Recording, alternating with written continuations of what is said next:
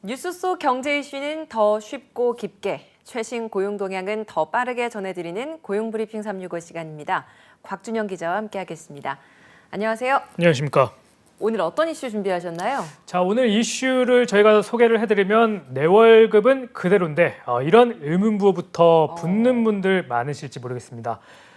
지난해 직장인들의 평균 연봉이 4천만 원을 넘어섰고 억대 연봉을 받는 직장인 무려 100만 명을 넘었다는 소식 들고 왔는데요. 두 가지 모두 처음이라고 합니다. 앵커님의 월급은 좀 오르셨습니까?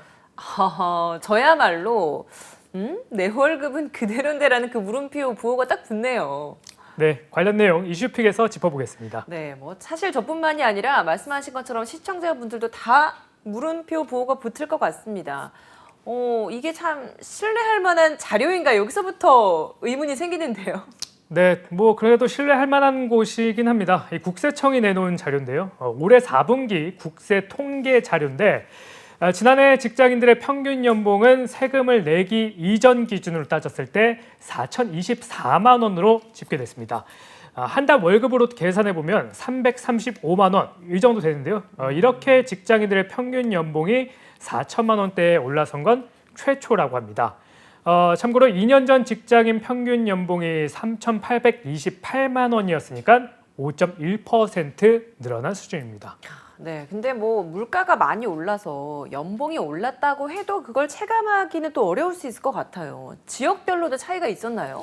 네, 그렇습니다. 지역별로도 보면 3년 연속 1위를 자린 지역이 있습니다. 바로 세종이었는데요. 평균 4,720만 원으로 1인당 평균 연봉이 가장 높게 나온 겁니다. 네. 다음으로는 서울 4,657만 원, 울산 4,483만 원, 경기 4,119만 원 순서였습니다.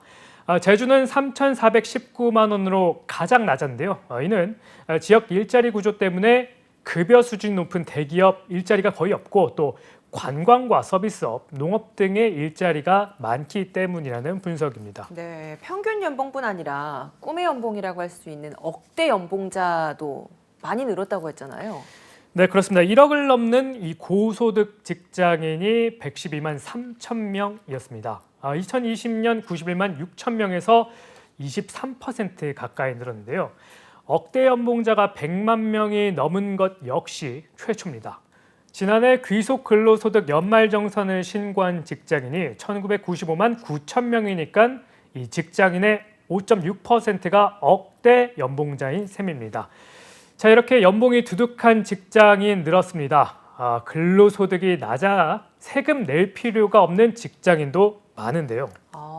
그러면 상황이 굉장히 극과 극인 건데 그만큼 임금 격차가 크다라는 건가요? 네, 맞습니다. 각종 세액 공제 등으로 근로소득세를 전혀 내지 않는 사람은 704만 명으로 전체의 35.3%를 차지했습니다.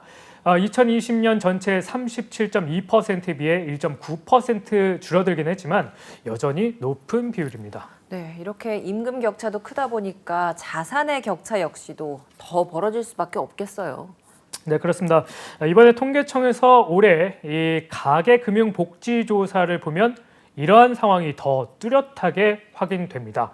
지난 3월 말 기준으로 자산 상위 20% 가구의 자산 평균 16억 5천만 원이었는데요. 자산 하위 20% 가구의 평균 자산은 2,584만 원으로 조사됐습니다. 그러니까 자산 상위 20% 가구 자산이 하위 20% 가구의 자산보다 무려 64배 많은 거라고 볼 수 있습니다. 네. 이 자산 격차 역시 관련 통계가 작성된 이후 최대치를 기록했습니다. 지난해랑 올해 부동산 시장 열기가 유독 뜨거웠잖아요. 그 영향도 있을까요? 네, 그렇습니다. 조사 기간에는 부동산 시장이 호황이다 보니 상위 20%의 자산이 더 많이 늘어났습니다. 네. 상위 20%의 경우에 자산이 1년 전보다 9.1% 증가했는데 이중 부동산이 1억 2,853만 원이 증가해 대부분을 차지했습니다. 네, 자산 격차 역시도 하위 그룹과 차이가 크겠네요. 네, 그렇습니다. 하위 20%의 자산은 1년 전보다 0.5% 준 것으로 조사됐습니다. 통계청은 젊은 세대의 1인 가구가 많이 늘어난 결과라고 분석을 했는데요. 가구를 기준으로 조사를 하는데 자산을 적게 가진 사회초년생 등이 취업 등을 이유로 독립하면서 새로 여기에 편입되는 경우가 늘었다는 거죠. 네, 오늘 이 통계를 통해서 소득이나 자산에서 격차가 커지는 걸 우리가 확인할 수 있었는데요. 이것만 봐도 불평등 문제가 갈수록 심해지는 것 같다는 생각이 듭니다. 네, 맞습니다. 이 경기가 이 침체기에 들어가면 어려운 계층이 체감하는 경기는 더 힘들어질 수밖에 없을 겁니다. 네. 어려운 이들은 고물가로 실질 구매력이 낮아지거나 고금리로 부채 위기에 내몰릴 수도 있다는 건데요. 전문가들은 상하위 계층별 소득과 자산 추이를 분석해서 어려운 계층에 대한 복지와 각종 지원책을 면밀하게 준비한다고 조언하고 있습니다. 네, 한컷 이슈도 보겠습니다. 오늘 한컷 이슈는 어떤 소식 가져오셨나요? 자, 갈수록 이 살림이 팍팍해지면서 한 푼이라도 더 벌고 아껴 쓰라는 무지출 챌린지부터 앱테크 등 짠테크 열풍이 불고 있는데요.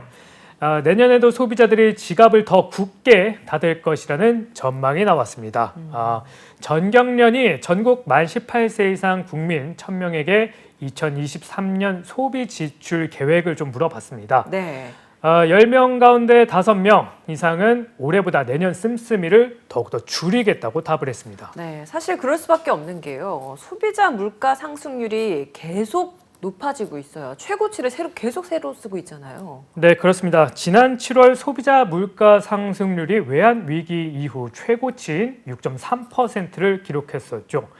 반면에 주요 투자 은행들의 내년 한국 경제 성장률 전망은 1.1%에 그치고 있습니다. 자, 암울한 전망에 국민도 허리띠를 졸라매고 있고 내년에 마찬가지로 대응하겠다는 겁니다. 네. 가계가 소비 지출을 축소하는 이유도 43%, 그러니까 가장 큰 이유가 물가 상승을 꼽았을 정도인데요. 그 다음으로는 실질소득 감소 우려와 세금이나 공과금 또 채무 상환 부담이 뒤를 이었습니다. 네, 사실 기본적인 생활은 우리가 또 해야 하는 거니까 이 기본적인 생활비를 줄이기는 힘든 부분이 분명히 있을 거예요. 그래서 당장에 줄이겠다라는 것들은 어떤 게 있을지 궁금하거든요. 어떤 부분부터 줄이겠다고 하고 있나요? 네, 일단 가계 상황이 이렇게 좀 빠듯해지면 당장 허리띠를 졸라매는 게 여행과 외식입니다. 네. 이번 전경련 조사에서도 국민이 이 소비를 줄이겠다는 품목 1위로 여행과 외식 또 숙박이라는 응답이 가장 많았습니다. 그렇겠네요. 이외에도 가전제품과 가구부터 여가와 문화생활 등의 소비를 줄이겠다는 답변이 많았습니다. 그러면 반면에 소비를 늘릴 걸로 예상되는 품목도 있을 것 같거든요.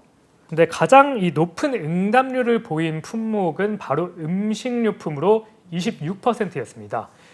그 외에도 주거비, 또 생필품 등 필수 소비재에서 소비가 늘어날 것이라는 전망인데요. 요즘 줄줄이 식품 가격이 인상됐죠.